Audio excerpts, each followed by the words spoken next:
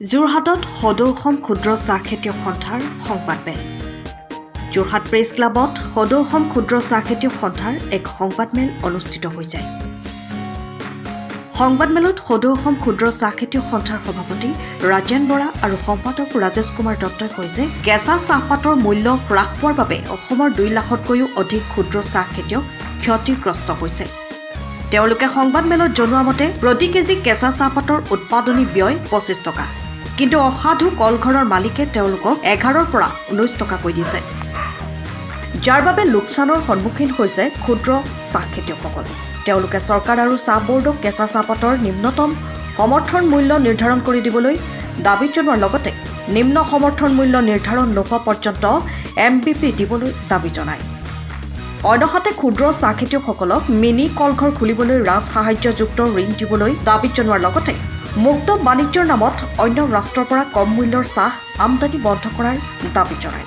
উল্লেখ্য যে অসমৰ ক্ষুদ্ৰ চাহ খেতিয়কসকলে অসমৰ চাহৰ মুঠ উৎপাদনৰ 52% চাহ উৎপাদন কৰে। অসমৰ আমাৰ কাছাৰক বাদ দি আমি 52% কওঁ যদি টোটেল অসমৰ প্ৰডাকশ্যন, আৰু যদি কাছাৰত হোৱা হয় তেতিয়া অসমৰ পাৰ্চেণ্টেজটো কমে। কাছাৰত মানে আমাৰ ক্ষুদ্ৰ চাহ খেতিয়ক অলপ কম আছে, তাত ডাঙৰ বাগিচা আছে অলপ। কাছাৰত কৰিলে হয়তো 49 প্ৰায় 50% বুলি ক'ব পাৰি। আজিৰ তাৰিখত মানে একেবাৰে আমাৰতো গোটেই একেবাৰে কংক্ৰিট হিচাপটো হয়তো নাই, কিন্তু আমি আমাৰ তথ্যমতে 2 লাখৰ প্লাছ হৈ আছে এতিয়া। 2 লাখতকৈ কিছু বেছি আছে আমাৰ। আৰু এই ইণ্ডাষ্ট্ৰিটোত আমি প্ৰত্যক্ষভাৱে 2 লাখ, পৰোক্ষভাৱে আমি 20 লাখ 25 লাখ মান মানুহ ইয়াত জড়িত হৈ আছে হয় ইণ্ডাষ্ট্ৰিটো। আৰু এটা কথা আপোনালোকে চাব যে আমাৰ বাগিচাবিলাকত আমাৰ বহুতে আমি নিজেও কৰে, কম থকা আৰু অকণমান 2-4 বিঘা থকা মানুহে আমি শ্ৰমিকো লগাওঁ, যিসকল বাগিচাৰ ৰিটায়াৰ হোৱা শ্ৰমিক বা অন্যান্য 2-4জন আছে। কিন্তু এতিয়া অসম চৰকাৰে এটা উলিয়াইছে, কিবা এথিকলি ডিউটি পাৰ্ট নে কিবা এটা আঁচনি এটা উলিয়াইছে, 5,000কৈ পইচা দিব, কিন্তু আমাৰ ক্ষুদ্ৰ চাহ খেতিয়কৰ বাগিচাত কাম কৰাসকল বাদ দি লৈছে। এইটো এটা কি একেবাৰে হাস্যকৰ কথা এটা। শ্ৰমিকক আকৌ তেওঁলোকে ভাগ কৰি লৈছে যে ডাঙৰ বাগিচাত কাম কৰাসকলক দিব, আমাৰ লগত কাম কৰাসকলক নিদিয়ে। একে ঘৰৰ মানুহে এজন আমাৰ তালৈ ওলাই গৈছে, সেইটো এজন তেওঁ ডাঙৰ বাগিচালৈ গৈছে, সেইজনে পাব, এইজনে নাপায়। এইটো এটা আমি দাবী কৰিছোঁ যে সেইটো সকলোকে দিব লাগে, শ্ৰমিক সকলোকে দিব লাগে এই কথাটো। আৰু তেতিয়া কি হ'ব, মানুহ আমাৰ তাততো কাম কৰিব নোযোৱা হ'ব, কাৰণ ইয়াত থাকে। তালৈ গ'লে আমি 5,000 টকা এটা পালোঁহেঁতেন, ইয়াত গ'লেতো 500 নাপামগৈ। গতিকে সেই আঁচনিবিলাকতো আমাৰ বিলাকক বঞ্চিত কৰিছে। আৰু এই গোটেই চাহপাতৰ দাম কমাৰ গোটেই বস্তুটোত আচলতে টিউবটো এটা মানে বগা হাতী, আৰু তাৰ অস্তিত্ব প্ৰকৃততে নাই। তেওঁলোকৰ ঢেৰ অফিচাৰ আছে।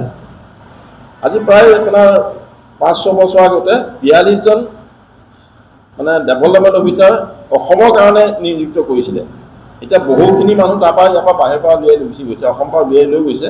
যিখিনি আছে সেইখিনিও কিন্তু কাম নাই। আজি যোৰহাটতে এজন ফেক্টৰী ইনস্পেক্টৰ দিছিলে, ফেক্টৰীবিলাক তেওঁ চাব লাগে। অলপ দিনতে তেওঁ আজি 2 বছৰমান আগত ট্ৰেন্সফাৰ হ'ল। তাৰপিছত সেই পষ্টত বেলেগ মানুহ নিদিলে, আৰু বাহিৰলৈ লৈ গ'ল।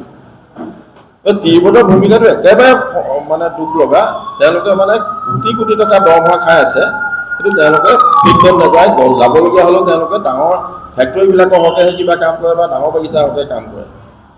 আৰু তেওঁলোকে আৰু এটা কাম কৰি আছে, এতিয়া ট্ৰেইনিং দিবলৈ তেওঁলোকৰ হাতত পইচা নাই বুলি ক'লে। ট্ৰেইনিং দিবলৈ বোলে পইচা নাই, কিন্তু গোটক SHG খুলিলে মানে কিবাকিবি এইবিলাক আমাৰ পুলিং মেচিন, প্লাকিং মেচিন এই ধৰণৰ বস্তু দিয়ে। তাত কি কৰিছে, সেই বস্তুবিলাক নিয়মমতে বেনিফিচিয়াৰী কিনিব লাগে, বেনিফিচিয়াৰী একাউণ্টত পইচা সোমায়। মানে সেই ক্ষেত্ৰত বেনিফিচিয়াৰী হ'ল গোটটোৱে বস্তুটো কিনি আনিব লাগে। এতিয়া কৰে কি, তেওঁলোকে অফিচাৰবিলাকে বস্তু কিনি আনি আমাৰ গোটৰ মানুহবিলাকক চহী কৰাই লয়। মানে কথাটো বুজি পাইছে আৰু তাত কি ধৰক, আজি 10 লাখ টকাৰ বস্তু কিনিলে, 10 লাখ টকাৰ বস্তু কিনে গোটৰ মানুহে কিনিব নোৱাৰে, তেওঁলোকে দিব। যিটো আমাৰ এগ্ৰিকালচাৰ সময়ত ট্ৰেক্টৰৰ ক্ষেত্ৰত হৈছিলে, এটা ডাঙৰ কেলেংকাৰী ওলাইছিলে। আমাৰ ক্ষেত্ৰতো সেই ধৰণে কাম তেওঁলোকে অফিচাৰ প্ৰয়োগ কৰে। তেওঁলোকে এতিয়া সেইবিলাকত তেওঁলোকে নিযুক্ত হৈ আছে বেছিকৈ। কিন্তু এতিয়া তেওঁলোকে নিজেও দিয়ে এতিয়া ৰেট। উদাহৰণস্বৰূপে মই যোৰহাটতে আজি আছোঁ, এতিয়া যোৰহাটৰ কথা কৈছোঁ, যোৰহাটত প্ৰায় 33 টকা ৰেট হ'ব লাগে এতিয়া। 33 টকা দাম কোনে উলিয়াইছে? আমি কোৱা নাই সেইটো। MVP মানে মিনিমাম বেঞ্চ প্ৰাইচ যিটো উলিয়াইছে টি বোৰ্ডে, 33 টকা ঠাইত আজি যেতিয়া 18 টকা দিছে, সেই কথাটো প্ৰথম তেওঁলোকে ধৰিব লাগে। তেওঁলোকে লাইচেঞ্চ কেঞ্চেল কৰিব পাৰে, যিবিলাকৰ অন্যান্য শাস্তিমূলক ব্যৱস্থা ল'ব পাৰে। কিন্তু তেওঁলোকেতো কোনোদিন ফেক্টৰীবিলাকত এইটো কথা কুৱেশ্যনো নকৰে, অনুসন্ধান কৰা নাই। আৰু আমি কেতিয়াবা এনেকুৱা হয়, মই আজি সভাপতি হিচাপে যদি তেওঁলোকক ফোন কৰিছোঁ, তেওঁলোকে ফোনটো ৰিচিভ নকৰে, এনেকুৱা ধৰণৰ হয়। মানে কৰিলেও কেতিয়াবা 2-3 দিনৰ মূৰত তেওঁলোকে আকৌ কল বেক কৰিব। এইটো হ'ল একেবাৰে ইমাৰ্জেঞ্চি কথা এটা, এইবিলাকত তেওঁলোকক জনালে কোনো ৰেচপণ্ড নকৰে। আৰু তেওঁলোকৰ একেবাৰে ভূমিকাটো আমিতো সেইকাৰণে কৈছিলোঁ, বহুবাৰ আমি কৈছোঁ যে টি বোৰ্ডটোৰ পৰা আমাক উলিয়াই আনিব লাগে, আমি এগ্ৰিকালচাৰলৈ আমাক আনিব লাগে, সেই কথাটো আমি কৈ আছোঁ। মানে কৃষিৰ লগত দিব লাগে। এতিয়া আমাক ইণ্ডাষ্ট্ৰীৰ লগত ৰাখিছে। আপোনালোকে জানে ইণ্ডাষ্ট্ৰী এটা থাকিলে, ইণ্ডাষ্ট্ৰীৰ কাৰণে যদি মানে পাণ দোকান এখনেও ইণ্ডাষ্ট্ৰীত ৰেজিষ্টাৰ কৰে, তেতিয়া 35% ছাবচিডি এটা পায়। আমিতো এই পইচা নাপাওঁ। আমি এগ্ৰিকালচাৰলৈ যদি যাওঁ, এগ্ৰিকালচাৰত দিয়া বিষয়াসকলে কয় যে আপুনি ধান খেতিয়ক বুলি লিখি দিব আহিব, তেতিয়াহে স্প্ৰেয়াৰটো ছাবচিডি এটা পাব। না আমি এগ্ৰিকালচাৰত পাওঁ কিবা এটা, ইণ্ডাষ্ট্ৰীটোত নাপাওঁ। কিন্তু নেকি আমাৰ উৎপাদনী ব্যয়তকৈও বহুত কম। এতিয়া শেহতীয়াভাৱে যোৱাকালি তিনিচুকীয়া এটা ফেক্টৰীয়ে 11 টকা ৰেট ঘোষণা কৰিছে। আমাৰ প্ৰডাক্টিভ কষ্ট হ'ল 24 টকা, প্ৰায় 25 টকা, 24 টকা চামথিং, প্ৰায় 25 টকা ওচৰা-ওচৰি আমাৰ প্ৰডাক্টিভ কষ্ট ওলাইছে পৰেগৈ। অৱশ্যে এইটো টি বোৰ্ডে এটা ছাৰ্ভে কৰাইছিলে, টি বোৰ্ডৰ ছাৰ্ভে মতে তেওঁলোকৰ প্ৰায় 19 টকা। কিন্তু বাস্তৱত আমি প্ৰেক্টিকেলি আমাৰ মতে আমি উলিয়াইছিলোঁ 24 টকা সেই পইচা, প্ৰায় 25 টকা বুলি ক'ব পাৰি। এতিয়া যোৰহাটত আজি ৰেট 18 টকা লাষ্ট, প্ৰডাক্টিভ কষ্ট আমাৰ প্ৰায় 25 টকা, 18 টকা, মানে আমি লোকচানতে ধৰি আছোঁ এতিয়া। তিনিচুকীয়াতো একেবাৰে শোচনীয় অৱস্থা, 11 টকা ৰেটত তাত বিক্ৰী হৈছে, য'ত আমাৰ প্ৰডাক্টিভ কষ্টটো বাদেই প্লাকিং কষ্টেই নহয়। ভাল কেজি যদি পাত ছিঙা হয়, তেতিয়া 1 কেজি পাতত মই প্ৰেক্টিকেলি মোৰ নিজৰ ক্ষেত্ৰতে কৈছোঁ যে 17 টকালৈকে পৰে। এতিয়া আমাৰ 11 টকাত পাত মানুহে বিকিবলগীয়া হৈছে, বাধ্য হৈছে। মানে আপুনি সকলোৱে জানে যে চাহপাতটো গধূলি নিবিকিলে তাক মাছ জাতিও যদি পায়গৈ কেনেবাকৈ 2 ঘণ্টা থৈ দিব পৰা অৱস্থা নাই, লগে লগে নষ্ট হৈ যাব হোৱা বস্তু এটা। সেইকাৰণে সেই সুবিধাটো লৈ আমাৰ যিসকল চাহপাত, কেঁচা পাত, পকা পাতলৈ ৰূপান্তৰ কৰাৰ উদ্যোগসমূহে আমাক এটা শোষণ কৰাৰ কাৰণে এইটো এটা মানে ব্যৱস্থা কৰিছে। আৰু এইটো যে অকল আমাৰ ক্ষুদ্ৰ চাহ খেতিয়কসকলক ধ্বংস কৰিব নহয়, চাহ ইণ্ডাষ্ট্ৰীটোৱে মানে ধ্বংস হৈ যাবগৈ। এতিয়া সকলোৱে জানে, আপোনালোকে আজি সকলোৱে কয় যে চাহ উদ্যোগৰ অৱস্থাটো ভাল নহয়। আৰু ভাল নোহোৱাৰ কাৰণটো কিন্তু আমি প্ৰথমতে এই ধৰণৰ যিটো কাৰবাৰ হৈ আছে, যে আমাৰ খেতিয়কসকলক, ক্ষুদ্ৰ চাহ খেতিয়কক মানে ধ্বংস কৰি দিয়া এটা প্ৰক্ৰিয়া চলি আছে। আৰু দামৰ ক্ষেত্ৰত আমি নক'লেও আপোনালোক সকলোৱে জ্ঞাত, বহু লোক আমাৰ বহু সাংবাদিকৰ ঘৰতো চাহ খেতি আছে, সকলোৱে জ্ঞাত যে চাহপাতৰ অৱস্থাটো কি চলি আছে। প্ৰতি বছৰে এইটো কৰিব লাগে। আমি আন্দোলনো কৰিছোঁ, ৰাস্তাত পাত পেলাইছোঁ, টি বোৰ্ডৰ অফিচ ঘেৰাই কৰিছোঁ, DC অফিচৰ মুখত সকলোতে আমি ধৰ্ণা দিছোঁ, অৱস্থান নামত কিবা কিবি ধেৰ কৰোঁ। তেওঁলোকে আশ্বাসো দিয়ে, আশ্বাসৰ কাম নহয়। উদাহৰণস্বৰূপে আপুনি যোৱা সপ্তাহত, আজি প্ৰায় 10 দিন আগত যোৰহাটৰ উপায়ুক্তই সকলোকে মাতি আনিলে। তেওঁলোকৰ এখন কমিটি আছে জিলাই জিলাই, যে district level price monitoring committee. সেই মনিটৰিং কমিটিত তেওঁ এটা ৰেট বান্ধি দিলে যে 25 টকাৰ তলত কোনেও পাত যাতে নলয় যোৰহাটত। কিন্তু তাৰ পিছদিনাৰ পৰা তেওঁলোকে ফেক্টৰীবিলাকে 2 টকা 3 টকা ৰেট কমাই দিলে। মানে জিলা উপায়ুক্তজনৰ, আয়ুক্তজনৰ কথাৰ কোনো তেওঁলোকে গুৰুত্ব নিদিলে। আকৌ বহিলে সিদিনা, বহাৰ পিছত সেই একে অৱস্থাই আকৌ কমাই গৈ আছে। কিন্তু সেই ক্ষেত্ৰত কিন্তু আমি এটা কথা কওঁ যে আপোনালোকে জানে যে ভাৰতীয় চাহ বোৰ্ডে এটা নীতি উলিয়াইছিলে, TMC এখন তেওঁলোকৰ অৰ্ডিনেঞ্চ এখন আছিলে, এক্ট এখন। TMCৰ মতে অকশ্যনত যিটো ৰেটত পাত বিক্ৰী হ'ব, সেই তাৰ 65% খেতিয়কলৈ যাব আৰু 35% ফেক্টৰী অনাৰলৈ যাব। এতিয়া যোৰহাটত পাটৰ ৰেটটো এটা কথা, পাটৰ এই দামৰ অৱস্থাটো প্ৰতি বছৰে হৈ থাকে, প্ৰতি বছৰে আমি মানে শোষিত লাঞ্ছিত হৈ থাকোঁ। সেইকাৰণে আমি মুখ্যমন্ত্ৰী ডাঙৰীয়াক এটা কথা কৈছিলোঁ যে আমাক মিনি ফেক্টৰী দিয়াৰ ব্যৱস্থা কৰিব লাগে। সৰু সৰু ফেক্টৰী মানে 2500 কেজি পাট বনাব পাৰে, তেনেকুৱা ফেক্টৰী আছে, সৰু ফেক্টৰী। পাতো ধুনীয়া কোৱালিটি বনাব পাৰিব। আমাৰ অন্ততঃ 2-4জন মানুহ গোট খাই কৰিব পাৰে, গোট হৈ লাগি কৰিব। আৰু তাৰ কাৰণে আমি এটা স্কিম দিছিলোঁ। আপোনালোকে জানে যে 2016 চনলৈকে আমাৰ এটা চেছ কাটি ৰাখিছিলে, পাৰ কেজি কেঁচা পাতত 25 পইচাকৈ।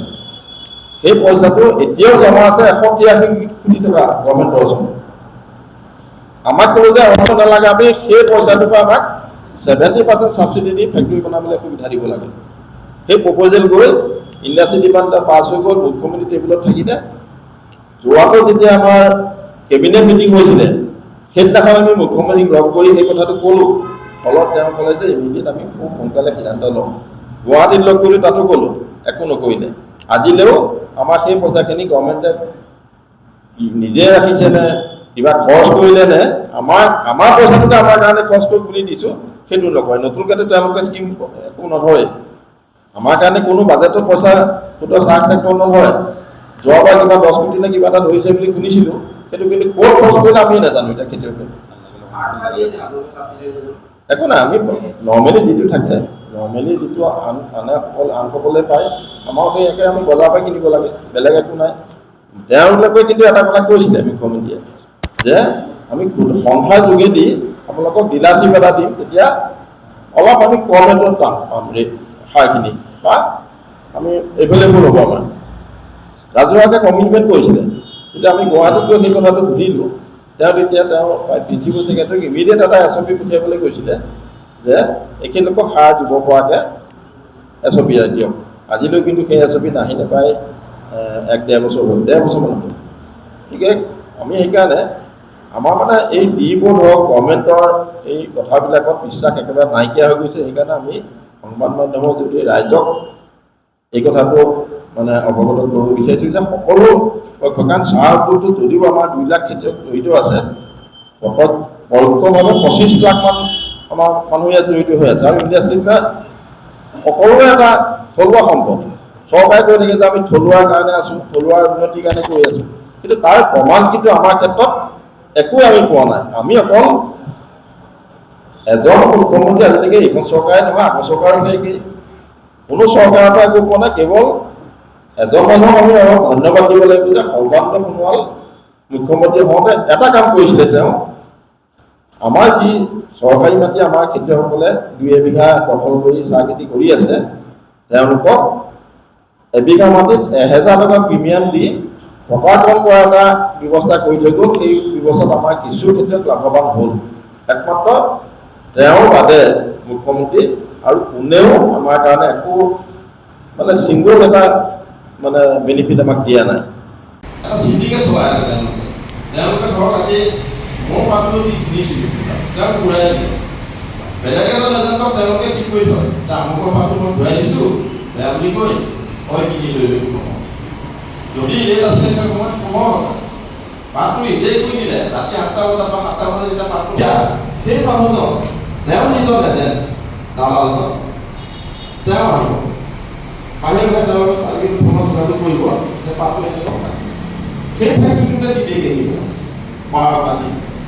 ফেক্টৰীৰ মানুহটো 3 টকা লাভ হ'ল আৰু ইয়াৰ 2 টকাকৈ লাভ হ'ল। টেলিফোন কৰি থাকে আৰু এই কামটো সেইটোৱে চিণ্ডিকেট এটা চলি আছে।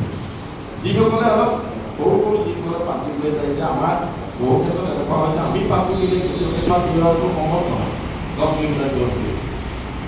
আৰু কোনোবা যদি সৰুকৈ পঠিয়াই দিয়েগৈও তেওঁলোকক নানান হাৰাশাস্তি প্ৰচেষ্টা কৰি আছে। আৰু আমাৰ আৰু এটা কথা হৈছে গভৰ্ণমেণ্টে আমি আৰু এটা দাবী কৰিছিলোঁ যে আমাৰ অসমত বা ভাৰতবৰ্ষতে চাহপাতৰ উৎপাদন চাপিছে। আমিতো ৰপ্তানি কৰোঁ চাহ, সেই ক্ষেত্ৰত কিন্তু ভাৰত চৰকাৰে শেহতীয়াকৈ এটা নেপালৰ পৰা যিটো পাত আহে তাত এক্সাইজ দি কিনে ফ্ৰী। ভাৰতৰ পৰা যদি নেপাললৈ চাহ যায় এক্সাইজ ডিউটি 24% কিবা এটা দিব লাগে, কিন্তু তাৰপৰা পাত আহিলে এক্সাইজ ডিউ হৈ যায়, তেতিয়া আৰু বাধা আহিব। শ্ৰীলংকা, কেনিয়া এইবিলাকৰ পাত ভাৰতলৈ অবাধ আহিবলৈ মুকলি কৰি দিয়া হয়। আমাৰে ছাফিচিয়েণ্ট আছে পাত, তাৰপৰা যদি কম দামত পাতটো ইয়াত সোমায় আৰু ভাৰতবৰ্ষৰ বিশেষকৈ অসমৰ পাতৰ পৃথিৱীত কাৰো লগত তুলনা নহয় সকলোৱে জানে। এতিয়া আমাৰ মানুহে কি চায়, বজাৰখনত কেতিয়াবা কম দামত বস্তুটো পালে মানুহে ইমানখিনি কোৱালিটি যে কম দামত পোৱা বস্তুটোৱে কিনিবলৈ যাব। সেইকাৰণে এক্সাইজ 11 টকাত কেনেকৈ পাত বিকিব? সেইকাৰণে মানুহে কয় কি, বহুত লোকে, সকলোৱে নকৰে, বহুত লোকে পাতটো দীঘল হ'বলৈ দিয়ে, তেতিয়া কাঁচি কটাৰী লৈ কাটিলে মানে বেছি পাত কাটিব পাৰে, তেতিয়া মানে অলপ কম ৰেটত দিলেও তেওঁলোকে অন্ততঃ মানে খৰচ এটা পাই থাকে। পাতৰ কোৱালিটি বেয়া কৰিছে এই অসাধু ফেক্টৰীবিলাকে। আমি সেইকাৰণে কৈছোঁ, যদি এটা নিৰ্দিষ্ট দাম এটা চৰকাৰে বান্ধি দিয়ক, যি দামেই বান্ধে, আমিতো ডিমাণ্ড কৰিছোঁ 35 টকা হ'ব লাগে, সেইটো 35ৰ তলত যাতে পাত বিক্ৰী নহয়। যদি 35 টকা হয়, তেতিয়া বেয়া পাতটো অট'মেটিকলি বন্ধ হৈ যাব, ইণ্ডাষ্ট্ৰিটো এটা লাভ হ'ব, কাৰণ 35 টকা দি ফেক্টৰীয়ে বেয়া পাত নলয়, গতিকে ইণ্ডাষ্ট্ৰিটো এটা ওপৰলৈ যাব। আৰু আমি অল্টাৰনেট মুখ্যমন্ত্ৰীক এটা কথা কৈছিলোঁ যে এইবিলাক কৰি থকাতকৈ সদায় আমি বটলি ফলৰ ওপৰত নিৰ্ভৰ কৰিব লাগে, মানে পাতখিনি বিক্ৰীৰ কাৰণে। তেওঁলোকে একচেটিয়াভাৱে দাম নিৰ্ধাৰণ কৰে, দিনটোত দুবাৰ দাম সলনি কৰে। TMCৰ মতে এমাহত এটা ৰেট হ'ব লাগে, টি-বোৰ্ডৰ নিৰ্দেশনা আছে যে এমাহত দুবাৰ ৰেট সলনি হ'বই নোৱাৰে, এটা ৰেটে হ'ব, যিটো অপশ্যনৰ ওপৰত নিৰ্ভৰ কৰিব। এতিয়া আপোনালোকে চাব, আমাৰ যিবিলাক ছাপ্লাই আছে, ছাপ্লাইবিলাকৰ মেছেজবিলাকত আপোনালোকেও যদি চাই দেখিব, দিনটোত দুবাৰ সলনি কৰে, প্ৰতিদিনাইতো সলনি কৰেই, সপ্তাহৰ কথাটো দূৰৰে কথা, মাহে গ'লে নাযায়। একমাত্ৰ এখন জিলাই অসমত আছে, লখিমপুৰ জিলা। লখিমপুৰ জিলাত এমাহত এটা ৰেট ঠিক কৰে, তাত কিন্তু টি-বোৰ্ডৰ কোনো ভূমিকা নাই, জিলা আয়ুক্তৰ কোনো ভূমিকা নাই। তেওঁলোকে তাত থকা ফেক্টৰীকেইটা আৰু খেতিয়কৰ আমাৰ সন্থা লগ লাগি একেলগে এটা ৰেট নিৰ্ধাৰণ কৰে এমাহৰ কাৰণে, ধুনীয়াকৈ চলি আছে। তেওঁলোকে টি-বোৰ্ডৰ মানুহৰ তাত কোনো প্ৰয়োজনীয়তাই নাই। তাত অৱশ্যে তাত খেতিয়কৰ সংখ্যাও কম আৰু ফেক্টৰীৰ সংখ্যাও কম। আৰু এটা আমাৰ এটাতকৈ হৈ আছে যে আমাৰে কিছুমান মানুহ, আমি এই কথাটো আজি ক'বলগীয়া হৈছে যে আমাৰে এইখিনি মানুহ আছে একাংশ, এই এজেণ্ট বুলি যিটো কয়, যিখিনি মানে মধ্যভোগী, এই মধ্যভোগীখিনিও আমাক খেতিয়কসকলক শোষণ কৰি আছে। এই মানুহখিনিয়ে কৈছে কি, এওঁলোকৰ এই অসাধু ফেক্টৰীবিলাকৰ লগত তেওঁলোকৰ এটা সংযোগ। যেতিয়া আপোনালোকে চাব, বহু ফেক্টৰী এনেকুৱা আছে যে বেয়া পাতটো তেওঁলোকে নলয়, বেয়া পাত কেতিয়াবা আহিছে, তেওঁলোকে ঘূৰাই দিলে, ঘূৰাই দিয়াৰ পিছত বেলেগ এটা ফেক্টৰীয়ে সেই পাতটো লৈ লয় কম দামত। আৰু এনেকুৱা ফেক্টৰীও আছে, এটা চিণ্ডিকেট চলাই আছে তেওঁলোকে ধৰক আজি মোৰ পাতটো নিছিলোঁ যেনিবা, তেওঁক ঘূৰাই দিলে, বেলেগ এজন এজেণ্টক তেওঁলোকে ঠিক কৰি থয় যে আমুকৰ পাতটো মই ঘূৰাই দিছোঁ বেয়া বুলি কৈ, তই কিনি লৈ ল'বি কমত। যদি ৰেট আছিলে সেই সময়ত 15 টকা, পাতটো ৰিজেক্ট কৰি দিলে, ৰাতি 8টা বজাত বা 7টা বজাত যেতিয়া পাতটো নলওঁ বুলি কৈ দিলে, 1000 2000 পাতটো লৈ দিব, আৰু 1 ঘণ্টা থাকিলে পাতটো নষ্ট হৈ যাব বা 2 ঘণ্টা থাকিলে নষ্ট হৈ যাব। তেতিয়া সেই মানুহজন, তেওঁ যিজন এজেণ্ট দালালজন, তেওঁ আহিব বাহিৰে বাহিৰে, তেওঁৰ লগত আজিকালি ফোনত যোগাযোগ কৰিব যে পাতটো এনেকুৱাই হ'ল, এতিয়া বোলে মোৰ এঠাইত মই ঘটাই দিব পাৰিম, আৰু এই ধৰণৰ কাৰোবাৰ কৰে যে, কিন্তু দাম নিদিব, 15 টকাৰ এঠাইত সি মানুহটোৱে কিনি ল'ব 10 টকাত, সেই ফেক্টৰীটোতে দি দিয়ে কিনি পেলাই 12 টকাত দি দিলে, ফেক্টৰীৰ মানুহটো 3 টকা লাভ হ'ল আৰু ইয়াৰ 2 টকাকৈ লাভ হ'ল, টেলিফোনতে 2 টকা পইচা পালে।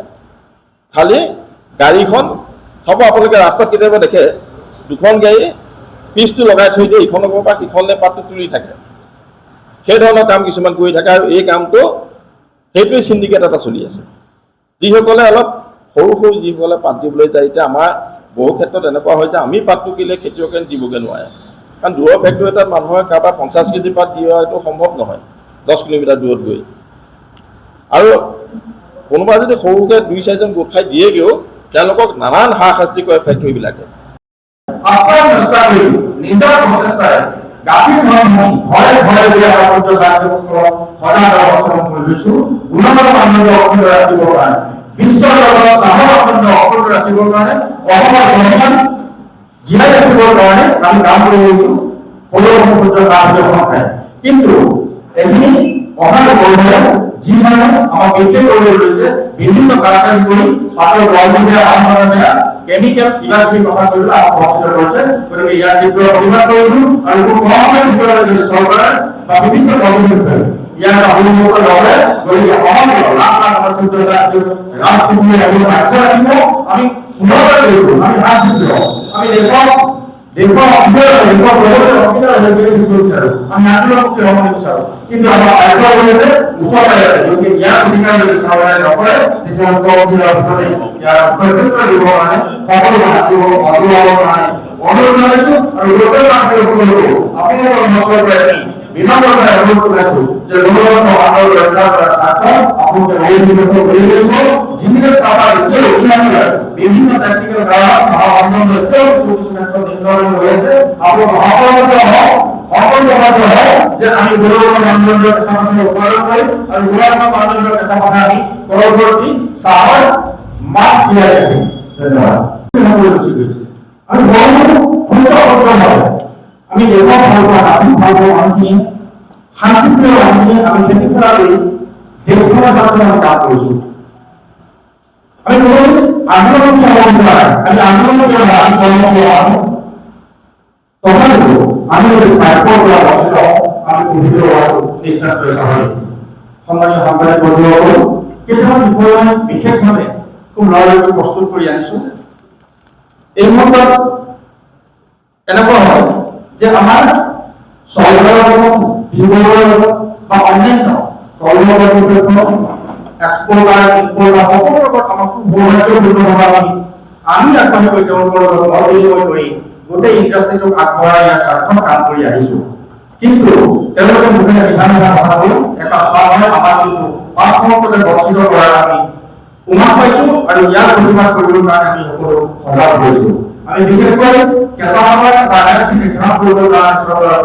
বাৰম্বাৰ দাবী জনাই আহিছো এমএছপি এইটো ধৰণে হৈছে মিনিমাম সাপোৰ্ট প্ৰাইচ যিটো নেকি প্ৰতিটো কৃষি সামগ্ৰীতে এমএছপি দিয়ে আজি ধান মাহ অলিও যিমানে নহওক সবতে এমএছপি আছে আমাক যদি এটা এমএছপি দিয়ে আমি নিশ্চয় সেইমতে আমি তাৰ উৎপাদন ব্যয় হ্ৰাস কৰি এটা এমএছপি লেভেলত গৈ পেলাই আমি যদি উপাৰ্জন কৰি দেখক আমি সহায় কৰিব লাগিব এমএছপি নোহোৱা পৰিৱৰ্তন এটা এমবিপি নাম যিটো বৰ্তমান আছে তাক কঠোৰভাৱে নিয়ন্ত্ৰণ কৰিব লাগিব তাক কঠোৰভাৱে বলবৎ কৰিব লাগিব আৰু এই এমবিপিও বলবৎ কৰিবৰ কাৰণে প্ৰত্যেকখন জিলাৰ আয়োগ কৰ্মী হিচাপে লৈ এটা প্ৰচিডিউৰ এটা চিষ্টেম বনোৱা আছে এই চিষ্টেমটো যাতে সুন্দৰভাৱে পৰিচালিত হয় আৰু কঠোৰভাৱে যাতে বলবৎ হয় গতিকে এমএছপি নোহোৱা পৰ্যন্ত আমাক এটা এমবিপি দিয়াটো জৰুৰী আমদানি বন্ধ কৰা বিভিন্ন কৰ্তৃপক্ষ কৰ্মকৰ্তাসকলৰ লগত আমি যেতিয়া আলোচনা কৰোঁ সহযোগপূৰ্ণ আলোচনা কৰে যে ইতিমধ্যে নেপাল কেনিয়া ভিয়েটনাম ইত্যাদিৰ পৰা মানে ফ্ৰী টেক্স ইম্পৰ্ট টেক্সো নাইকিয়া কৰি ৰেহাই মূল্যৰ ক্ষেত্ৰত ভাৰতলৈ চাহপাত আমদানি কৰিব পাৰে আৰু এই আমদানিৰ ফাইদা উঠাই কৃষকসকলৰ কেঁচা ঘাঁহ মাটিৰ পৰা কৃষকসকলক বঞ্চিত কৰি তেওঁলোকে ইতিমধ্যে ষ্টক ক্লিয়াৰ কৰি থৈছে যাৰ পৰিপ্ৰেক্ষিতত আমাৰ চাহপাত বিক্ৰী কৰিব নোৱাৰা পৰ্যায়ৰ সৃষ্টি কৰিছে সমান্তৰালভাৱে কৰ্মকৰ্তাই যি ধৰণে আমাক কয় যে আমি চাহপাত বিক্ৰী নাই এইটো গণতান্ত্ৰিক এটা প্ৰক্ৰিয়া চাহপাতৰ উৎপাদন নৱেম্বৰলৈকে হ'ব খুব বেছি ডিচেম্বৰ 15 তাৰিখলৈকে আমাৰ চাহপাত উৎপাদন হ'ব কিন্তু আমি মাৰ্চ এপ্ৰিল মে মানলৈকে কিন্তু আমাৰ চাহপাত যেতিয়া উৎপাদন হৈ থাকে তেতিয়াও চাহৰ বিক্ৰী হয় গতিকে আজিৰ কিন্তু বিক্ৰী হোৱা চাহপাতখিনি কিন্তু কাইলৈ হোৱাৰ সম্ভাৱনা বিদ্যমান সম্ভৱ হয় গতিকে এই কাৰ্যসূচীবিলাকৰ আমি মুক্ত কৰিব বিচাৰিছো চাহপাতৰ বিক্ৰী নাই আজি মূল্য ন্যূনতম এইখিনি ক্ষেত্ৰত চৰকাৰে কিন্তু কঠোৰ নীতি অৱলম্বন কৰি খিলঞ্জীয়া আকৌ যাতে উদ্ধাৰ কৰিব পাৰে তাৰ কাৰণে চৰকাৰে পলিচি চেঞ্জ কৰিব লাগিব যিবিলাক মুক্ত বাণিজ্য আমি কেতিয়াও নকওঁ মুক্ত বাণিজ্য বন্ধ হওক আমাৰ বস্তু তেওঁলোকৰ বস্তু আমি আমদানি কৰিম কিন্তু ইয়াৰ প্ৰথমতে খিলঞ্জীয়াসকলক ৰক্ষণাবেক্ষণ দিয়াৰ কাৰণে যিবিলাক পলিচি কৰিব লাগে এই পলিচিবিলাক কিন্তু কৰাটো অত্যন্ত জৰুৰী আৰু কম দিনৰ ভিতৰত যদি ইয়াক নকৰে তীব্ৰ আন্দোলন কৰিবলৈ বাধ্য থাকিম ডিস্ট্ৰিক্ট লেভেল ট্ৰান্সফাৰ কমিটি এইখন কথা ইতিমধ্যে সভাপতিমহোদয়ে কৈছে যে এটা এমবিপি ওলোৱাৰ পাছত সেইটো মনিটৰ কৰাটো সেই কমিটিখনৰ দায়িত্ব থাকে কিন্তু সেই কমিটিখনে ডাঙৰ কৰাৰ দায়িত্ব থাকে আজি 30 টকা যদি এমবিপি ওলাইছে 30 টকা কিয় দিব নোৱাৰিব মানে ভাল বা বেয়া মাত মিলাই যে মানে এভাৰেজ দিয়ে তাৰ ওপৰত এটা পাৰ্চেন্টেজ উলিয়াই এটা ৰেট নিৰ্ধাৰণ কৰা হয় কোনোবাই 2 টকাত বিকিব কোনোবাই 1 টকাত বিকিব তাত এটা মানে এভাৰেজ প্ৰাইচৰ ওপৰত আহে এমবিপি নিৰ্ধাৰণ হয় গতিকে এমবিপি